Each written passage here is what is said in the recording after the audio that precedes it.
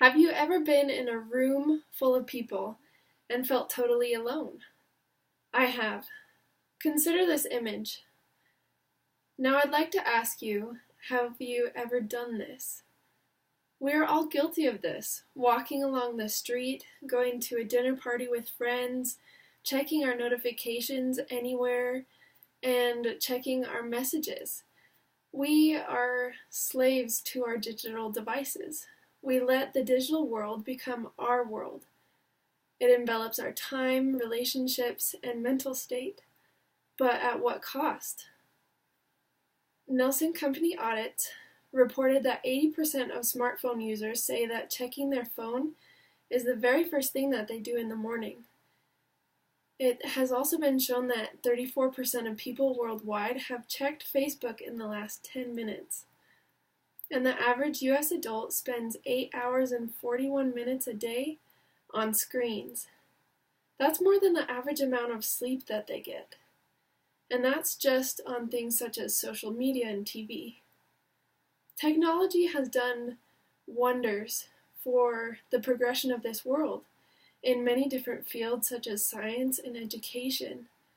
We submit our college essays online.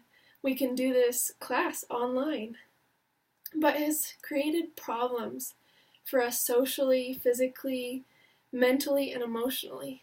When this use of technology gets out of hand, it makes our whole lives unbalanced. So, how is this screen time affecting your health? Research has shown that the misuse of screen time can affect the amount and effectiveness of our sleep.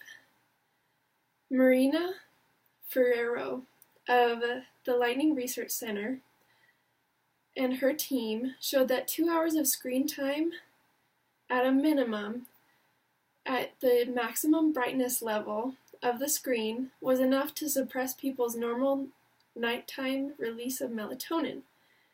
Melatonin is a hormone that's used in our natural clock for our body. It's often called the sleep hormone. This hormone is released when it gets darker so that our bodies know it's time to sleep. But this decreased melatonin can make it harder for people to sleep. And decreased amounts of sleep can lead to decreased reaction time, decreased efficiency, productivity, can lead to heart disease, increased stress, and a wide range of other things. New research that was done at Nottingham University also shows that 1/3 of notifications that we get on our smartphones can worsen our mood. And recent studies have shown that there is a strong link between depression and heavy internet use. Heavy internet users were shown to be 5 times more likely to have depression or anxiety. The amount of screen time that we've had throughout our lives even has increased dramatically. I can think back to my childhood where screen time was a little bit each day. We didn't have smartphones, we didn't have large TVs that had DVD players.